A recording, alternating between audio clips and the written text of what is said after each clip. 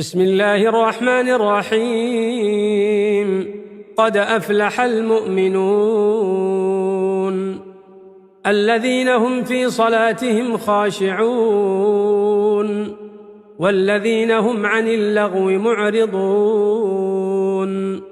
والذين هم للزكاة فاعلون والذين هم لفروجهم حافظون إلا على أزواجهم أو ما ملكت أيمانهم فإنهم غير ملومين. فمن ابتغى وراء ذلك فأولئك هم العادون والذين هم لأماناتهم وعهدهم راعون والذين هم على صلواتهم يحافظون.